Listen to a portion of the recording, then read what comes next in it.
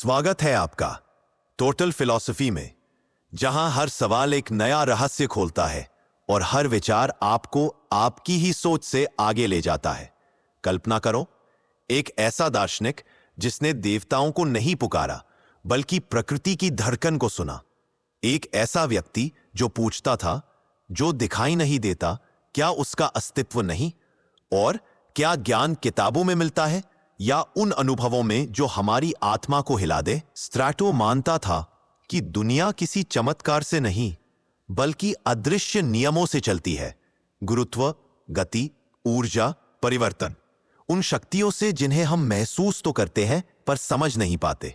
लेकिन अगर सब कुछ इन नियमों द्वारा तय होता है तो हमारे चुनाव कहां है? क्या सचमुच हम निर्णय लेते हैं या प्रकृति की एक अदृश्य लहर हमें बहा ले जाती है? और सबसे बड़ा सवाल, अगर हर भावना, हर विचार, हर कदम सिर्फ प्रकृति का परिणाम है तो मैं क्या हूं और मेरा जीवन क्या वास्तव में मेरा है?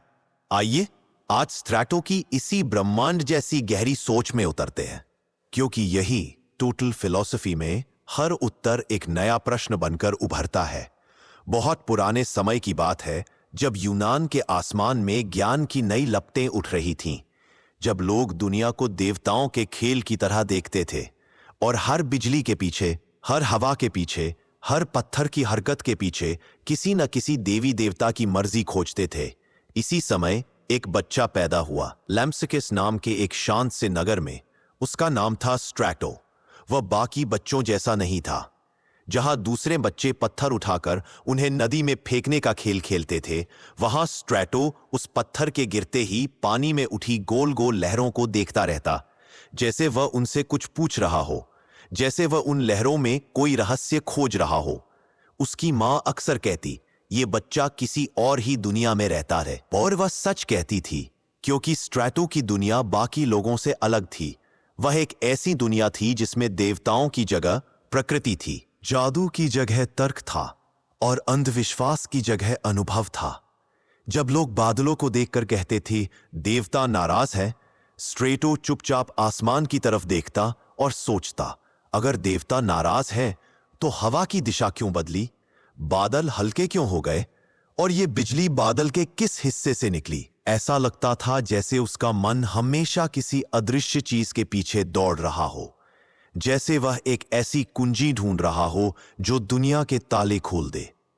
धीरे धीरे वह बड़ा हुआ, उसकी सोच और गहरी होती गई, और फिर एक दिन उसकी किस्मत उसे एथेंस ले आई, उस शहर में जहां हर गली में सवाल जन्म लेते थे, जहां हर चौक पर दर्शन बहता था, जहां हर पत्थर के नीचे एक नई बहस छुपी होती थी। और वहीं उसकी मुलाकात हुई थियोफ्रास्टस से, अरस्तु के उत्तराधिकारी, पेड़ों और प्रकृति के महान जानी। पहली मुलाकात में ही थियोफेस्टस ने स्ट्रैटो की आंखों में वह चमक देख ली थी जो केवल उन्हीं में होती है जिनके दिमाग में आग लगी होती है, एक शांत, स्थिर पर बहुत तेज आग। थियोफ्रास्टस ने उससे पूछा, तुम क्या खोज रहे हो स्ट्रैटो? स्ट्रैटो ने बिना हिचक के जवाब दिया, सत्य। लेकिन कहानी वाला नहीं, वो सत्य जो चीजों के भीतर छुपा होता है, वो सत्य जिसे देखने के लिए आंखों से ज्यादा मन की जरूरत पड़ती है। थियोफ्रास्टस मुस्कुराए, तो फिर तुम्हारा रास्ता आसान नहीं होगा। प्रकृति अपने रहस्य आसानी से नहीं खोलती। स्ट्रैटो ने कहा, मैं उसके पीछे चलने को तैयार हूं, चाहे वो रास्ता कितना ही लंबा क्यों ना हो। और यह सुनकर थियोफ्रास्टस ने उसे अपने विद्यालय में ले लिया। लेकिन स्ट्रैटो कोई साधारण शिष्य नहीं था। वह उन लोगों में से था जो दूसरे से सीखते कम, खुद देखकर सीखते ज्यादा है। एक दिन की बात है, विद्यालय के बगीचे में तेज हवा चल रही थी। छात्र डरकर अंदर जा रहे थे, पर स्ट्रैटो पेड़ों के बीच खड़ा रहा। उसने देखा कि हवा का झोंका पेड़ की ऊपरी शाखाओं को ज्यादा हिलाता है, नीचे की घनी शाखाएं कम हिलती है और जड़ें बिल्कुल स्थिर रहती हैं। वह चुपचाप बोला, जो जितना हल्का है हवा उसे उतना हिलाती है, जो जितना भारी है वह उतना टिकाऊ है। संतुलन हमेशा नीचे होता है, ऊपर नहीं। उस दिन से उसे एक नाम मिला, स्ट्रैटो द फिजिसिस्ट, क्योंकि वह हर चीज में भौतिक नियम खोजता था। लोग कहते थे, यह आदमी दुनिया को देवताओं की जगह हवा, गर्मी, भार और गति से समझना चाहता है। और स्ट्रैटो हंसकर कहता, अगर देवता सच में है तो उन्होंने ही प्रकृति बनाई होगी, और अगर मैंने प्रकृति को समझ लिया तो मैं देवताओं के मन को भी समझ लूंगा। धीरे धीरे समय बीतता गया। थियोफ्रास्टस वृद्ध हो गए, और जिस दिन उन्होंने महसूस किया कि अब जीवन की मशाल किसी और हाथ में देनी है, उन्होंने सबके सामने स्ट्रैटो का नाम लिया। पूरे एथेंस में हलचल मच गई। लोग हैरान थे, ये चुप रहने वाला, सोच में खोया रहने वाला स्ट्रैटो ये स्कूल का अगला प्रमुख बनेगा। लेकिन थियोफ्रास्टस मुस्कुराए और बोले, हाँ, क्योंकि ये दुनिया को सबसे अलग तरह से देखता है, और वही व्यक्ति दुनिया को बदल सकता है जो सामान्य रास्ते से नहीं चलता। और फिर स्ट्रेटो थियोफ्रास्टस का उत्तराधिकारी बन गया। अब स्कूल उसका था, लेकिन स्ट्रेटो ने स्क्रोन्स, किताबों और दर्शन से ज्यादा अपना समय प्रयोगों में बिताना शुरू किया। वह पानी के गिरने पर नजर रखता, हवा के दबाव को समझने की कोशिश करता, पत्थरों के वजन, आग की ताकत और हवा की गति का अध्ययन करता। वह कहता, अगर दुनिया समझनी है तो दुनिया को छूना पड़ेगा, उसे सुनना पड़ेगा, उसे महसूस करना पड़ेगा। धीरे धीरे उसने नए विचार दिए, ऐसे विचार जिन्होंने यूनान को हिला दिया। एक दिन उसने अपने छात्रों से कहा, सुनो, दुनिया चल रही है, लेकिन इसे चलाने में देवताओं का हाथ नहीं है। दुनिया अपने ही नियमों से चलती है, गति, ताप, दबाव और पदार्थ की प्रकृति से। इन्हें समझ लो तो दुनिया समझ में आ जाएगी। छात्र हैरान रह गए। इस समय ऐसे विचार देना किसी तूफान को चुनौती देने जैसा था। लेकिन स्ट्रेटो निडर था, क्योंकि उसका विश्वास अंधेरे में रखे हुए दीपक की लौ जैसा नहीं था। उसका विश्वास पहाड़ की चट्टान जैसा था, स्थिर, अडिग, अचल। वह कहता, ज्ञान वह है जो दुनिया को वैसी ही दिखाए जैसी वह है, वैसी नहीं जैसी हम उसे मानते हैं। इसीलिए उसे स्ट्रैटो द नेचुरलिस्ट भी कहा जाने लगा, क्योंकि वह हर चीज को उसके सबसे प्राकृतिक रूप में देखना चाहता था। एक सुबह जब सूरज की किरणें धीरे धीरे पेड़ों के पत्तों से गुजर रही थीं, स्ट्रैटो अपने छात्रों के साथ स्कूल के बगीचे में खड़ा था। उसने अपना हाथ फैलाकर हवा को महसूस किया और कहा, प्रकृति कभी आवाज नहीं करती, लेकिन सिखाती हमेशा है। जो इसे चुपचाप सुन ले वह दुनिया का सबसे बुद्धिमान इंसान बन जाता है। उसने आगे कहा, आज से तुम सब सिर्फ किताबों से नहीं सीखोगे, आज से तुम प्रकृति से सीखोगे। गिरता हुआ पानी, चलती हुई हवा, झुकती हुई शाखाएं, ये सब पाठ है। इनमें देवताओं से ज्यादा सच्चाई है। छात्र मंत्रमुग्ध होकर उसे सुनते रहे। धीरे धीरे उसकी सोच, उसकी आवाज, उसके विचार पूरे यूनान में फैल गए। लोग कहते थे, यह आदमी बिजली को देवता नहीं मानता, यह तो कहता है कि हवा और बादल की रगड़ से आग पैदा होती है। कुछ लोग उसका मजाक उड़ाते, कुछ उससे सीखने आते, कुछ उससे डरते। लेकिन स्ट्रेटो कभी नहीं रुका, क्योंकि उसे पता था, अगर सच सामने आना है तो उसे बहादुर जुबानों की जरूरत होगी। रात का समय था। एथेंस में हवा कुछ भारी सी चल रही थी। आसमान बादलों से भरा था, जैसे कोई बड़ा तूफान जन्म लेने वाला हो। छात्र अपने अपने कमरों में थे, पर स्ट्रेटो उस रात सोया नहीं। वह अकेला बगीचे में खड़ा आसमान को देख रहा था। बादलों की हर हरकत, हर चमक, हर बदलता रंग, वह सब रिकॉर्ड कर रहा था, लेकिन मन में, कागज पर नहीं। अचानक बिजली चमकी, तेज, चौंधियाने वाली। छात्र डरकर खिड़कियों से बाहर झांकने लगे, पर स्ट्रेटो मुस्कुरा रहा था। उसने कहा, यह देवताओं का गुस्सा नहीं है, यह प्रकृति की ऊर्जा है। देखो, यह समझने की कोशिश कर रही है कि किस रास्ते से गुजरकर वह धरती तक पहुंचे। फिर वह धीरे धीरे छात्रों की तरफ मुड़ा और बोला, अगर तुम इस चमक से डरते हो तो तुम कभी दुनिया की सच्चाई नहीं जान पाओगे। जो चीजें डराती हैं वही हमें सबसे ज्यादा सिखाती हैं। छात्र उसके पास आकर खड़े हो गए। उन्होंने पूछा, गुरुजी, क्या आप कहना चाहते हैं कि हर डर में ज्ञान छुपा होता है? स्ट्रेटो ने हल्की सी हंसी के साथ कहा, डर तो बस एक पर्दा है। पर्दे के पीछे बैठे हुए ज्ञान को कभी मत भूलना। उसने एक लंबी सांस ली। उसकी आंखों में बिजली की नीली चमक उतर आई थी।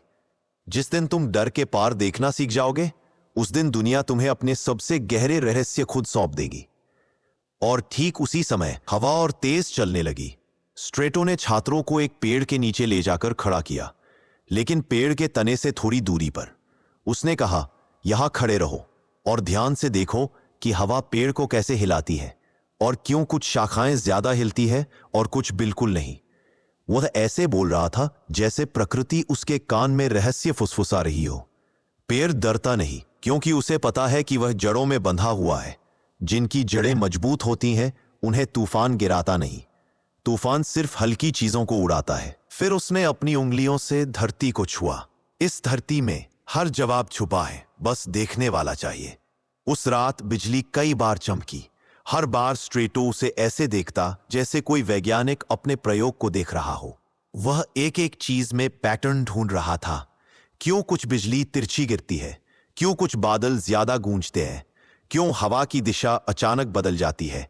जो लोग दूर से उसे देख रहे थे वे सोचते ये आदमी पागल है, पर उसके छात्र वे जानते थे कि वे किसी इतिहास बदल देने वाले पल के गवाह बन रहे हैं। और फिर रात धीरे धीरे ढल गई। सूरज पहाड़ों से झांकने लगा। पक्षियों की पहली आवाज हवा में फैल गई। स्ट्रेटो चुपचाप खड़ा था, जैसे उसे इस रात ने कुछ नया सिखा दिया हो। उसने अपने छात्रों की तरफ देखा और कहा, याद रखना, जो लोग दुनिया को सिर्फ आंखों से देखते हैं वे दुनिया का आधा हिस्सा खो देते हैं। असली देखने के लिए मन को आंख बनाना पड़ता है। फिर वह धीरे धीरे चलते हुए उस पत्थर के पास पहुंचा जहां वह अक्सर बैठता था। उसने बैठकर कहा, अब मैं तुम्हें वह बात बताने जा रहा हूं जो मेरे जीवन की सबसे गहरी खोज है। सारे छात्र एकदम चुप, कुछ की सांसें भी धीमी हो गईं। दुनिया में कोई चीज स्थिर नहीं है, सब कुछ चल रहा है, सब कुछ बदल रहा है। हमारे शरीर, हमारे विचार, हमारी भावनाएं, ये धरती, ये आसमान, ये हवा तक। उसकी आवाज धीमी थी पर गहरी, बहुत गहरी। जो चीजें स्थिर दिखती हैं वे भी अंदर से चल रही है। पत्थर भी, वायु भी, प्रकाश भी। एक छात्र ने हिम्मत करके पूछा, गुरुजी, अगर सब कुछ चल रहा है तो फिर स्थिर क्या है? स्ट्रेटो ने उसकी तरफ देखा। सत्य, उसने कहा, सत्य हमेशा स्थिर होता है और सत्य हमेशा प्रकृति में मिलता है, ना कि कहानियों में, ना ग्रंथों में, ना देवताओं के डर में। सत्य बस इस धरती की चाल में छुपा है। उसने अपनी हथेली पर धूल झाड़ी और कहा, अगर एक धूल का कण गिरता है तो भी उसके गिरने का एक कारण होता है। दुनिया में कुछ भी बिना कारण नहीं होता। अगर तुम उस कारण को समझ जाओ तो तुमने दुनिया को समझ लिया। छात्र उस बात में खो गए। किसी के होठों पर हल्की मुस्कान थी, किसी की आंखों में चमक और किसी की सोच बादलों की तरह दूर तक फैल चुकी थी। स्ट्रेटो ने आखिरी बात कही, और सुनो, तुम सब जीवन में जहां भी जाओ एक बात मत भूलना, ज्ञान को पकड़कर मत रखना, उसे बहने दो, क्योंकि ज्ञान नदी है और जो नदी को बांध देते हैं वह सड़ जाती है। उसने धीरे से आसमान की तरफ देखा, जैसे देवताओं को नहीं बल्कि प्रकृति को प्रणाम कर रहा हो। उस पल छात्रों को महसूस हुआ कि वे सिर्फ एक शिक्षक की बातें नहीं सुन रहे, वे प्रकृति की आवाज सुन रहे हैं। एक ऐसी आवाज जो आदमी के नहीं, सच्चाई के दिल से निकलती है। स्ट्रेटो अब अपने इन सवालों को लेकर एथेंस के बाहर बने एक पुराने बाग में टहल रहा है। वही बाग जहां कभी अरस्तु चला करता था। हवा हल्की हल्की बह रही है और धूप पत्तों के बीच से छनकर जमीन पर पड़ रही है। स्ट्रेटो रुकता है, एक पत्ता उठाता है, उसे उंगलियों के बीच मसलता है और बुदबुदाता है, क्या इस पत्ते के गिरने के लिए भी किसी देवता की इच्छा चाहिए, या यह इसलिए गिरता है क्योंकि उसका वजन उसे नीचे की ओर खींचता है? उसके आसपास बैठे कुछ युवा विद्यार्थी उसे ध्यान से देखते हैं। उनमें से एक पूछता है, गुरुजी, क्या हर चीज का कारण कोई भौतिक शक्ति होती है? स्ट्रेटो मुस्कुराता है, हां और नहीं, वह कहता है, क्योंकि कारण सिर्फ एक नहीं होता। चीजें सिर्फ इसलिए नहीं गिरती कि वे भारी हैं, वे इसलिए भी गिरती हैं क्योंकि हवा उन्हें थाम नहीं पाती, और इसलिए भी क्योंकि धरती उन्हें अपनी ओर खींचती है। कई कारण एक साथ। दुनिया किसी एक अदृश्य इच्छा से नहीं चलती, यह कई छोटे छोटे धक्कों और खींचों से चलती है। उसका स्वर इतना शांत है कि लग रहा था जैसे वह हवा से बातें कर रहा हो। फिर वह उसी रास्ते पर आगे बढ़ता है जहां पत्थरों की एक कतार बिछी है। वह एक छोटा सा कंकड़ उठाता है और उसे हल्का सा ऊपर उछाल देता है। कंकड़ थोड़ी देर हवा में घूमता है और फिर नीचे गिर जाता है। देखा, स्ट्रेटो कहता है, ऊपर जाना अस्थायी था, असली प्राकृतिक दिशा नीचे की ओर है। इसे रोकने के लिए या ऊपर ले जाने के लिए हमें बाहरी ताकत चाहिए। दुनिया में जो कुछ भी बदलता है वह किसी ताकत, किसी धक्के, किसी संपर्क की वजह से बदलता है। एक विद्यार्थी पूछता है, क्या मतलब? अगर मैं हाथ हिलाता हूं तो मेरी इच्छा शक्ति उसे हिला रही है, क्या यही वजह नहीं है? स्ट्रेटो हंस देता है, तुम्हारी इच्छा हाथ को नहीं हिलाती, तुम्हारा दिमाग तुम्हारी नसों को संकेत भेजता है। नसें तुम्हारी मांसपेशियों में ताकत पैदा करती हैं। मांसपेशियां हड्डियों को खींचती हैं और फिर हाथ हिलता है। देखो, इच्छा नहीं, प्रकृति की प्रक्रियाएं काम करती है। स्ट्रेटो का यही अंदाज था, बच्चों जैसी सरल भाषा, लेकिन अंदर गहरी समझ। धीरे धीरे वे सब पेड़ों के बीच बने एक खुले मैदान में पहुंचते हैं। वहां पुराने टूटे हुए स्तंभ पड़े हैं। कभी यह एथेंस के विद्वानों का चर्चा स्थल था। उन स्तंभों को छूता है और कहता है, लोग सोचते हैं कि दुनिया देवताओं की वजह से बदलती है, लेकिन क्या तुमने कभी सोचा है कि एक पत्थर धीरे धीरे क्यों टूटता है?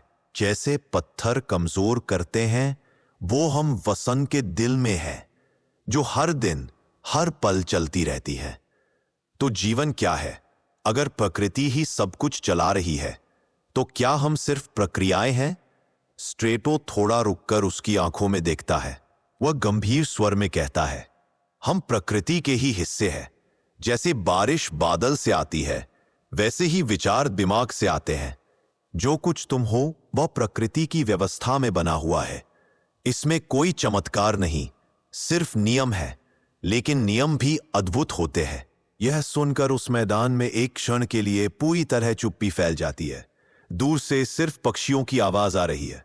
कुछ पल बाद स्ट्रेटो आगे चलता है। अब बताओ, वह पूछता है, अगर हर चीज का एक कारण है, तो क्या दुनिया में कुछ भी यूं ही होता रहे? विद्यार्थी एक दूसरे को देखते हैं, फिर सब सिर हिलाते हैं। नहीं गुरुजी। स्ट्रेटो मुस्कुराता है, बिल्कुल नहीं। हवा का चलना, पानी का बहना, शरीर का बूढ़ा होना, सबके कारण है। कभी कभी इतने सूक्ष्म की आंखें नहीं देख पाती, लेकिन कारण होते जरूर है। अचानक वह एक पेड़ के नीचे बैठ जाता है। मिट्टी उठाकर उसे पास बैठे छात्रों के हाथ पर गिराता है। महसूस किया? मिट्टी गिरते ही तुमने कुछ महसूस किया? थोड़ा सा वजन, थोड़ी सी ठंडक। अब सोचो, मिट्टी गिरने के पीछे कितने कारण हैं। मेरी उंगलियों ने उसे छोड़ा, हवा ने उसे थोड़ा सा धक्का दिया, गुरुत्व ने उसे नीचे की ओर खींचा, और फिर तुम्हारी त्वचा ने उसे महसूस किया। एक छोटी सी घटना, लेकिन उसके अंदर दुनिया के बड़े बड़े नियम छुपे हुए हैं। उसके चेहरे पर हल्की सी चमक थी, जैसे वह किसी बहुत बड़े रहस्य के करीब पहुंच चुका हो। धीरे धीरे शाम होने लगती है। आकाश नारंगी और गुलाबी रंग में बदलने लगता है। स्ट्रेटो क्षितिज की ओर देखता है और कहता है, देखो, सूरज डूब रहा है, लेकिन यह सिर्फ दृश्य है।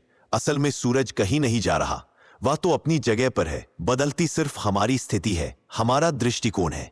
प्रकृति में जो बदलाव दिखता है वह कई बार हमारी आंखों का भ्रम होता है। एक विद्यार्थी उत्साहित होकर पूछता है, तो क्या दुनिया वैसे नहीं है जैसे हम देखते हैं? स्ट्रेटो धीरे से कहता है, कई बार नहीं। असली दुनिया वह है जो आंखों से छुपी होती है। नियमों की दुनिया, ताकतों की दुनिया, कारण और परिणाम की दुनिया।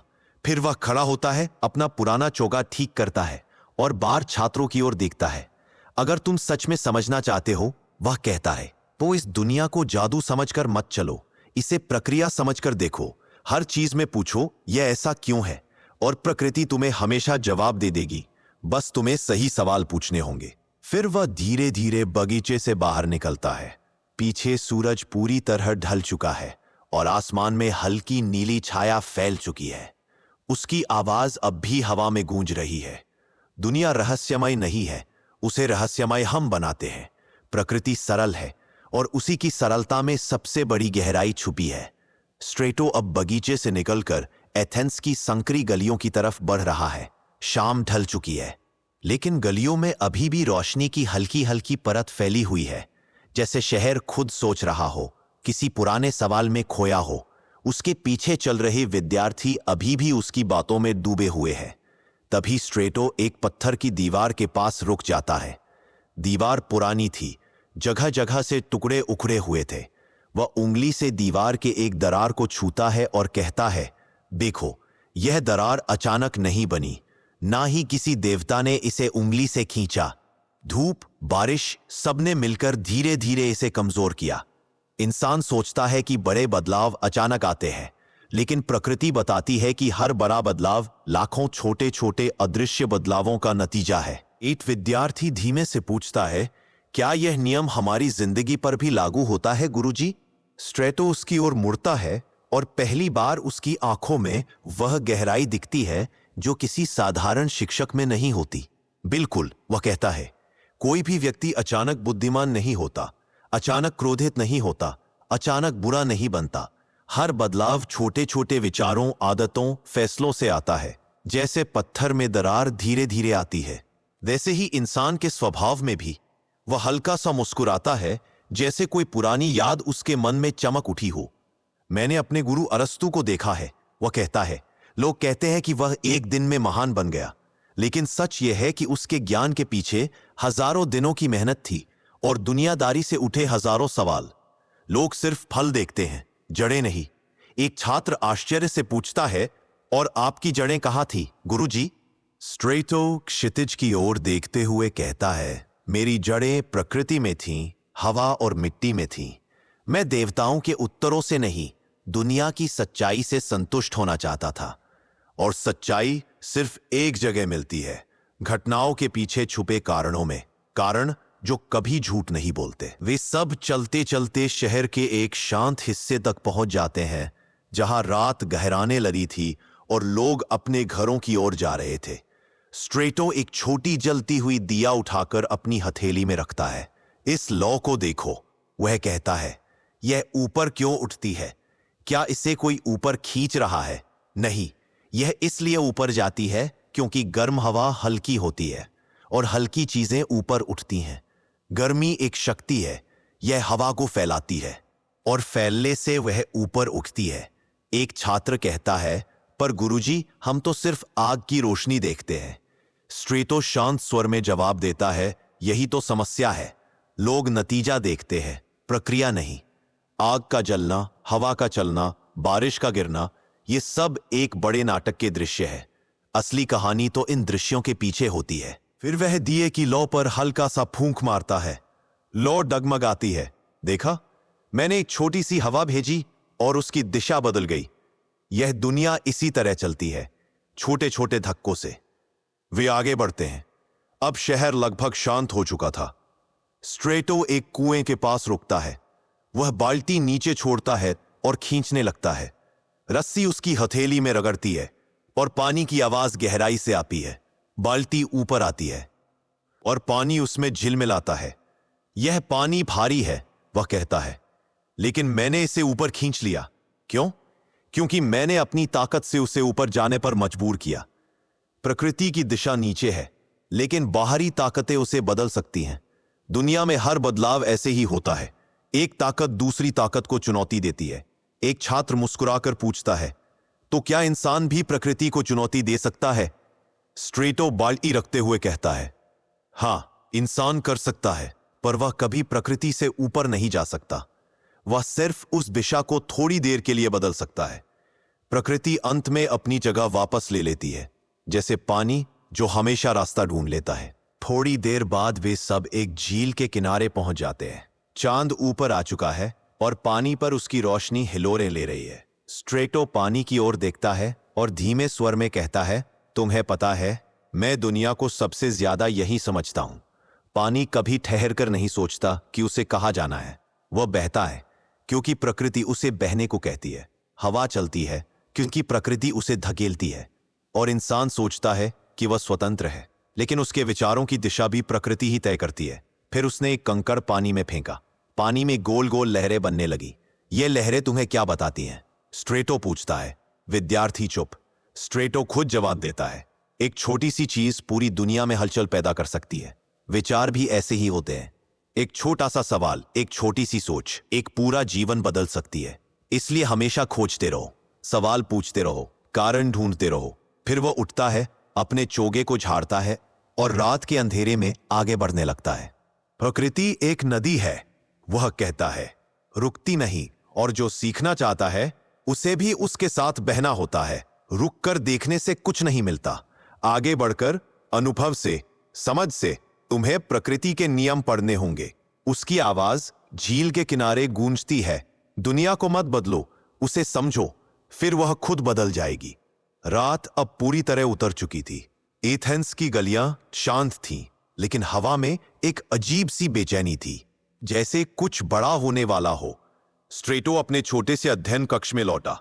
चारों ओर मोमबत्तियां जल रही थी और बीच में एक पत्थर की मेज पर खुले पड़े थे दर्जनों पपीरस के पन्ने। उन पर आकृतियां बनी थी, गोले, रेखाएं, बिंदु, हवा के प्रवाह के निशान और कुछ ऐसे शब्द जो किसी और को शायद कुछ भी ना समझ आए। वह मेज के पास बैठा और बुदबुदाया, अगर दुनिया का हर नियम प्रकृति में छिपा है तो हमें बस देखना सीखना होगा। वह मोमबत्ती की लौ के सामने हाथ रखता है। लौ उसके हाथ के किनारे से झुक जाती है। देखो, वह कहता है, हवा दिखती नहीं पर असर करती है। शक्ति अदृश्य होती है पर परिणाम दिखाई देते हैं। यही है प्रकृति की सबसे बड़ी चाल। वह खुद को कभी पूरी तरह प्रकट नहीं करती। वह चाहती है कि तुम खोजो। उसी वक्त दरवाजे पर दस्तक होती है। उसका पुराना शिष्य निकोमेकस अंदर आता है, थोड़ा चिंतित, थोड़ा उलझा हुआ। गुरुजी, वह कहता है, लोग आपके विचारों पर सवाल उठा रहे हैं। वे कहते हैं कि आप देवताओं को नकार रहे हैं, कि आप दुनिया को सिर्फ एक मशीन की तरह देख रहे हैं। स्ट्रेटो कुछ पल चुप रहता है, फिर हल्की मुस्कान के साथ कहता है, अगर सोचने का मतलब देवताओं को नकारना है तो हां, मैं दोषी हूं, लेकिन मैं किसी को मिटा नहीं रहा। मैं सिर्फ समझना चाहता हूं कि देवताओं के पर्दे के पीछे असली ताकत कौन है। वह उठता है, कमरे में टहलता है और फिर कहता है, लोगों को डर में जीना पसंद है। डर उन्हें समझने की मेहनत से बचा लेता है, लेकिन जो लोग समझना चाहते हैं उन्हें डर से आगे जाना पड़ता है। निकोमेकस धीरे से कहता है, पर गुरुजी, अगर वे आपको गलत साबित कर दें तो? स्ट्रेटो हंसता है, सत्य को गलत साबित नहीं किया जा सकता, उसे सिर्फ देर तक छिपाया जा सकता है। फिर वह मेज पर रखे एक बर्तन की ओर इशारा करता है। उसमें थोड़ा पानी था। देखो, वह कहता है, अगर मैं इस पानी को गर्म करूं तो वह भाप बनकर उड़ जाएगा, और अगर उसे ठंडा करूं तो बर्फ बन जाएगा। अब बताओ, पानी गया कहां? निकोमेकस सोच में पड़ जाता है। वह बदल गया। बिल्कुल, स्ट्रेटो कहता है, यह दुनिया मिटती नहीं, बस रूप बदलती है। जो चीजें खत्म लगती हैं वे भी बस रूप बदल रही होती है। यही है जीवन का असली रहस्य। वह दीवार पर टंगी एक लकड़ी की पट्टिका को देखता है, जिस पर उसने खुद लिखा था, nothing is destroyed, only transformed. Strato के लिए यह एक विचार नहीं बल्कि जीवन का नियम था। धीरे धीरे उसने अपने प्रयोग शुरू किए। वह सुबह से शाम तक हवा, पानी, मिट्टी, धूप, हर चीज को देखता, छूता, समझता। कई बार वह झील के किनारे घंटों बैठा रहता, यह सोचते हुए कि लहरें कैसे लौट आती हैं, जबकि हर बार नई लगती है। एक शाम वह अपने छात्रों को लेकर एक पहाड़ी पर गया। नीचे पूरी घाटी फैली थी, हरे पेड़ों, बहती हवा और दूर दिखाई देती समुद्र की रेखा के साथ। देखो, उसने कहा, अगर तुम प्रकृति को समझना चाहते हो तो उसे अलग अलग नहीं, एक साथ देखो। हवा, पानी, आग, मिट्टी, ये सब एक ही खेल के हिस्से हैं। एक घटता है तो दूसरा बढ़ता है, एक गर्म होता है तो दूसरा ठंडा होता है। इसी संतुलन में जीवन है। वह थोड़ा रुका, फिर गहरी सांस लेते हुए बोला, और जब यह संतुलन टूटता है तब आपदा आती है। इंसान अगर इसे समझ ले तो वह न सिर्फ दुनिया को समझेगा बल्कि खुद को भी। एक विद्यार्थी बोला, क्या इसलिए आप कहते हैं कि देवताओं की जगह प्रकृति को पूजना चाहिए? स्ट्रेटो ने मुस्कुराकर कहा, मैं पूजा की बात नहीं करता, मैं समझ की बात करता हूं। पूजा में आंखें बंद होती है, समझ में आंखें खुलती है। यह सुनकर कुछ छात्रों की आंखों में जैसे कोई नई रोशनी उतर आई। वह आगे कहता गया, लोग समझते हैं कि मैं देवताओं को नकारता हूं, पर सच तो यह है कि मैं उस शक्ति को मानता हूं जो हर चीज के भीतर है। देवता बाहर नहीं है, वे हर अणु, हर गति, हर प्रक्रिया में है। जब तुम किसी चीज को समझते हो तब तुम खुद देवत्व को छूते हो। वह अपने हाथ से मिट्टी उठाता है और धीरे से गिरा देता है। यह भी जीवन है। यही शक्ति है, यही दिव्यता है। रात फिर से गहरी हो जाती है। स्ट्रेटो अपने कक्ष में लौट आता है। बाहर बारिश शुरू हो चुकी है। बूंदों की आवाज छत पर पड़ रही है। वह बैठा है, लेकिन उसकी आंखों में दूर के विचार झिलमिला रहे हैं। प्रकृति, वह धीरे से कहता है, तुम बोलती नहीं, फिर भी हर पल सिखाती रहती हो। जो तुम्हें सुन ले वह मुक्त हो जाता है। अपने पबीरस पर लिखता है, सत्य वही है जहां गति है। जो रुक गया वह मर गया। अगली सुबह सूरज की पहली किरण उसके चेहरे पर पड़ती है। बाहर पेड़ों पर पानी की बूंदें चमक रही है। उसके छात्र दरवाजे पर आते हैं और स्ट्रेटो उन्हें देखकर कहता है, और समझने का मतलब उसे महसूस करना। फिर वह मुस्कुराता है, और जब तुम गति, आज का पाठ सरल है। जो चीजें चलती है वे जीवित है, जो नहीं चलती वे खत्म हो रही हैं। जीवन का मतलब गति है को समझ लोगे, तब तुम जानोगे कि यही गति ही ईश्वर है। उसकी बात हवा में तैरती है और लगता है जैसे खुद प्रकृति सुन रही हो। पत्तों की सरसराहट, हवा की चाल, सूरज की किरणें, सब उस पल जैसे स्ट्रेटो के साथ एक ही लय में बह रही थी। और यही वह सोचने लगा था कि शायद ज्ञान का असली लक्ष्य दुनिया को बदलना नहीं, बल्कि उसके साथ चलना है। संगीत की तरह, जहां हर सुर का अपना स्थान है, न ज्यादा ऊंचा न नीचा, बस संतुलन। अगर आप चाहे, मैं इस आखिरी हिस्से को जारी रख सकता हूं जहां स्ट्रेटो का अंत, उसके विचारों की विरासत और आने वाली पीढ़ियों पर उसका प्रभाव सामने आता है। कुछ महीनों बाद का समय था। एथेंस में मौसम बदल चुका था। हवा अब पहले से ठंडी और भारी लगती थी। आसमान अक्सर बादलों से घिरा रहता, जैसे शहर के ऊपर विचारों का बोझ तैर रहा हो। स्ट्रेटो उम्रदराज हो चुका था। उसके कदम पहले जितने तेज नहीं थे, लेकिन उसकी आंखों में अब भी वही तेज, वही खोज, वही आग थी जो उसे बचपन से आगे बढ़ाती रही थी। उसके शिष्य हर दिन उसके पास इकट्ठा होते, क्योंकि उन्हें महसूस होता था कि उसका समय अब कम बचा है। स्ट्रेटो को खुद भी इसका एहसास था, लेकिन वह मृत्यु से नहीं डरता था। उसके लिए मृत्यु भी एक प्रक्रिया थी, एक परिवर्तन, एक रूपांतरण। एक दिन उसने अपने सभी शिष्यों को बुलाया। वे उसके चारों ओर बैठ गए। स्ट्रेटो ने आसमान की ओर देखा, गहरी सांस ली और कहा, तुम सब सोचते हो कि मैं विद्वान हूं, पर मैं सच्चाई बताऊं, मैं अभी भी एक विद्यार्थी हूं। प्रकृति इतनी विशाल है कि एक इंसान उसमें जीवन भर खोजते हुए भी सिर्फ एक कण समझ पाता है। निकोमेकस ने पूछा, गुरुजी, क्या आपको लगता है कि आपने जो सीखा वह काफी था? स्ट्रेटो हल्के से हंस पड़ा। काफी? नहीं, बिल्कुल नहीं, लेकिन इतना जरूर है कि मैंने सही दिशा में देखा, और यही काफी है। दुनिया की हर चीज किसी दिशा में चलती है, और ज्ञान भी। फिर वह थोड़ा चुप हुआ। उसकी सांसें धीमी थी, लेकिन उसकी आवाज अब भी स्थिर थी। जीवन भर एक बात समझी, प्रकृति किसी को अपना पूरा रहस्य नहीं देती। वह हर इंसान को बस उतना दिखाती है जितना वह समझ सकता है। सबसे बड़ा मूर्ख वह है जो सोचता है कि वह सब जान गया है। एक शिष्य ने पूछा, गुरुजी, आप हमें आखिरी क्या सीख देना चाहेंगे? स्ट्रेटो ने धीरे से कहा, 3 बातें याद रखना। पहली, जो दिखता है वही सच नहीं होता। दूसरी, जो नहीं दिखता वही दुनिया चलाता है। और तीसरी, हर चीज का कारण है, उसे ढूंढो। जब तक ढूंढते रहोगे तब तक जीवित रहोगे। उसने थोड़ी देर बाद एक और विचार जोड़ा, और अगर कभी तुम्हें लगे कि दुनिया कठिन है, तो प्रकृति को देखना। हवा कैसे बहती है, पानी कैसे गिरता है, आग कैसे जलती है, इन सब में जीवन के उत्तर छुपे हैं। जो प्रकृति को समझ लेता है, उसे जीवन से डर नहीं लगता। उसके शब्द हवा में तैरते रहे। कुछ समय तक सब मौन रहे। फिर स्ट्रेटो उठा और अपने छात्रों को लेकर जंगल की ओर चल पड़ा। वह चाहता था कि उसकी आखिरी शिक्षा खुली हवा में हो, पेड़ों और मिट्टी के बीच। रास्ते में चलते हुए उसने कहा, यहां इसी जगह प्रकृति अपनी सबसे साफ आवाज में बोलती है। शहर में लोग अपने शोर में उसके शब्द खो देते हैं, लेकिन यहां तुम सीख सकते हो कि दुनिया किस लय में चलती है। वे सब एक छोटे से झरने के पास रुक गए। पानी पत्थरों से टकराकर नीचे गिर रहा था। आवाज में एक लय थी, धीमी, स्थिर, अनंत। स्ट्रेटो ने अपना हाथ पानी के नीचे रखा। ये ठंडक देखो, उसने कहा। ये याद दिलाती है कि प्रकृति हमेशा तुम्हें जगाए रखती है। आराम वहां खत्म हो जाता है जहां सीखना रुकता है। एक छात्र ने पूछा, गुरुजी, क्या प्रकृति भी कभी थकती है? स्ट्रेटो ने सिर हिलाया। नहीं थकती। अगर वह थक जाए तो दो दुनिया रुक जाएगी, और दुनिया कभी नहीं रुकती। थोड़ी देर बाद वह एक पत्थर पर बैठ गया। उसकी सांसें अब और धीमी थीं, मानो उसका शरीर किसी आखिरी यात्रा की तैयारी कर रहा हो।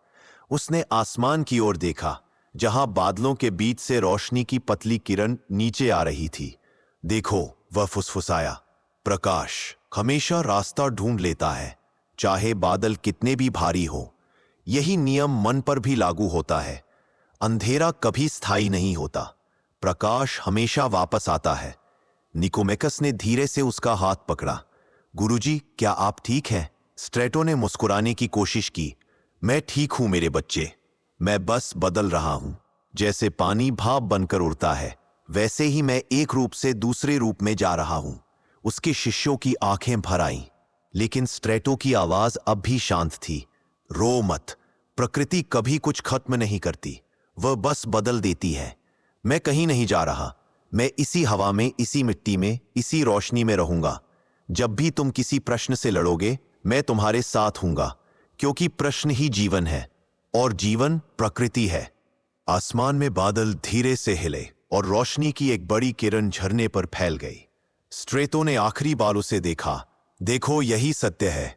बिना किसी देवता के, बिना किसी जादू के, प्रकृति खुद अपना चमत्कार दिखाती है। और फिर वह शांत हो गया। उसके चेहरे पर एक ऐसी शांति थी जो केवल वही पा सकता है जिसने जीवन को उसकी सबसे गहरी परतों तक समझ लिया हो। उसके विद्यार्थी चुप खड़े थे, लेकिन उनके दिल में अब एक नई आग जल चुकी थी। स्ट्रेटो की आग, समझ की आग, सवाल पूछने की आग। वह अब दुनिया से जा चुका था, लेकिन प्रकृति को समझने की उसकी खोज अब उनमें जीवित थी। और इस तरह स्ट्रेटो एक व्यक्ति नहीं रहा, वह एक विचार बन गया। एक ऐसा विचार जिसे मिटाया नहीं जा सकता। धीरे धीरे वह शाम गहराती जा रही थी। एथेंस की गलियों में हवा अब ठंडी होने लगी थी। लाइसियम के पुराने पेड़ों के बीच से गुजरती हुई एक हल्की सरसराहट सुनाई दे रही थी, मानो समय भी कुछ कहने की कोशिश कर रहा हो। और वहां, दुनिया से दूर, विचारों की दुनिया में खोया हुआ एक अकेला दार्शनिक बैठा था, स्ट्रेटो। वह अब बूढ़ा हो चुका था। उसकी आंखों में वर्षों का ज्ञान था, लेकिन कहीं ना कहीं एक ऐसी शांति भी थी जो केवल उन लोगों को मिलती है जिन्होंने अपने जीवन को खोज में लगा दिया हो।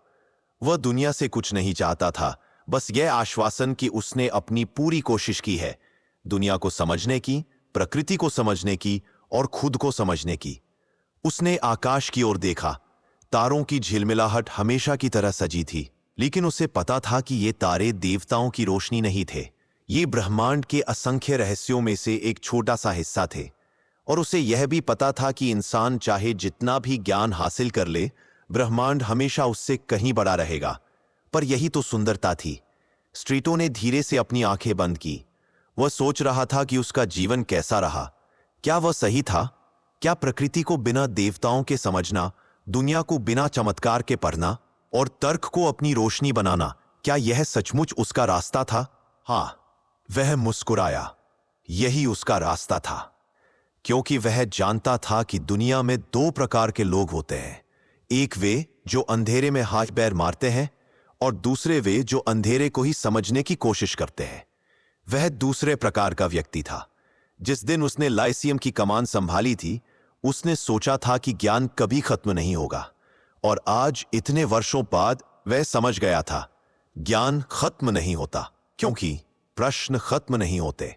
हर उत्तर एक नई राह खोल देता है, और यही जीवन का जादू है।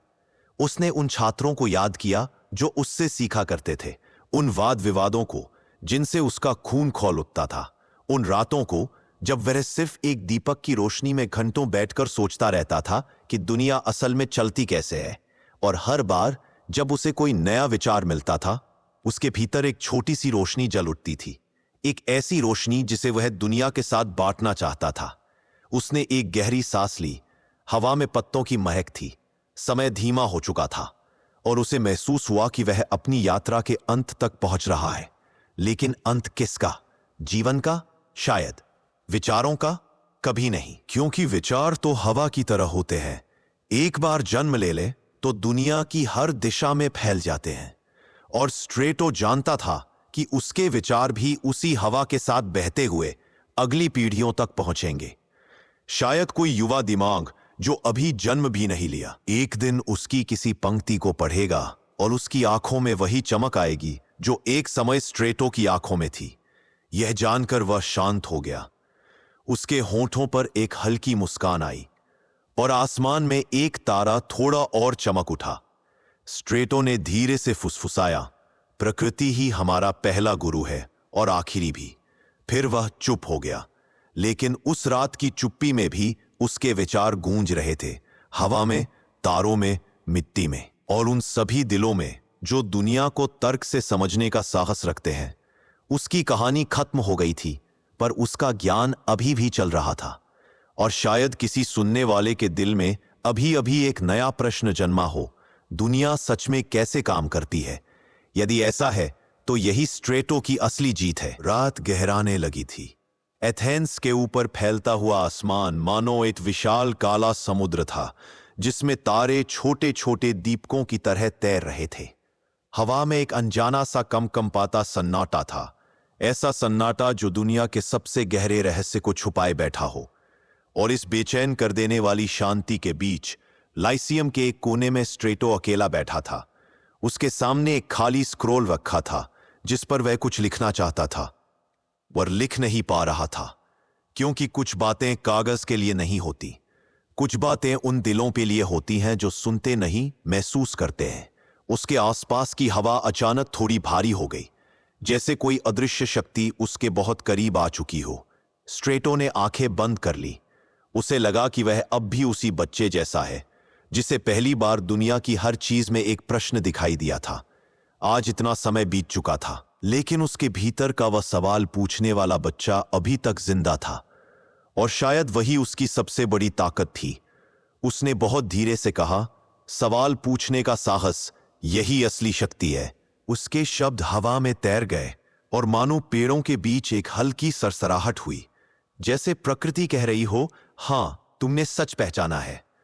स्ट्रेटो समझता था कि ब्रह्मांड सिर्फ वह नहीं है जो हमारी आंखें देख लेती है।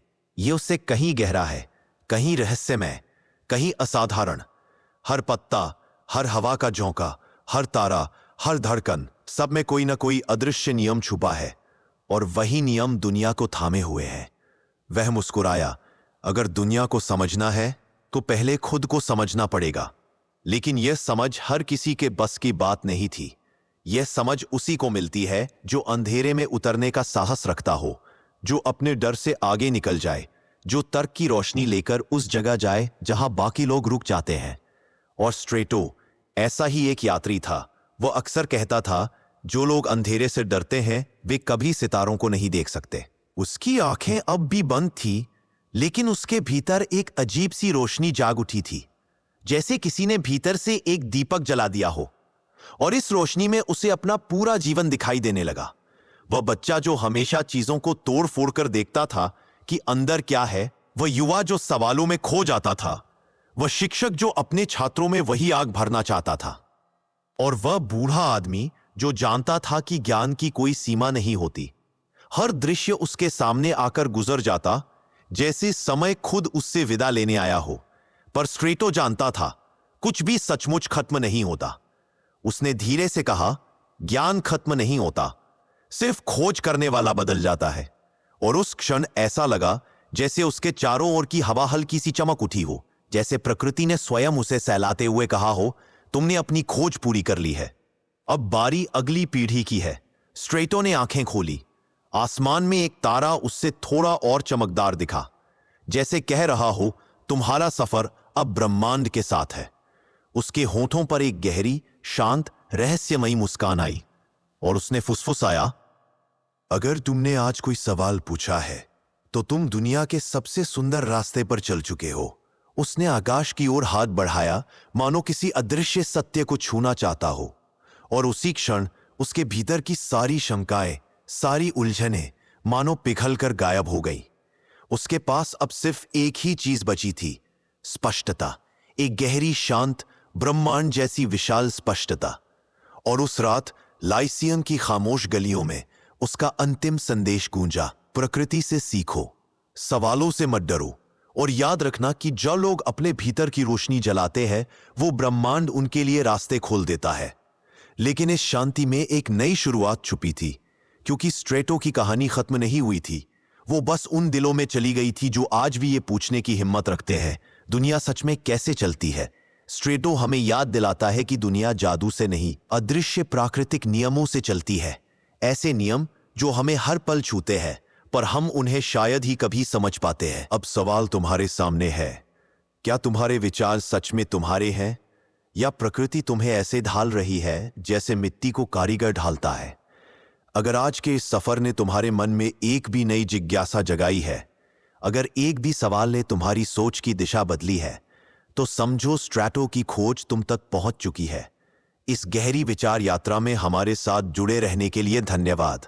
और हाँ, अगर तुम चाहते हो कि ऐसे ही रहस्यमय, दार्शनिक और मन को जगाने वाले विचार तुम तक यूं ही पहुंचते रहें, तो हमारे चैनल टोटल फिलॉसफी को लाइक, शेयर और सब्सक्राइब करना मत भूलना, क्योंकि यहां सोच खत्म नहीं होती, बस और गहरी होती जाती है। अगली यात्रा में फिर मिलेंगे, एक नए विचार, एक नई जिज्ञासा और एक नए रहस्य के साथ।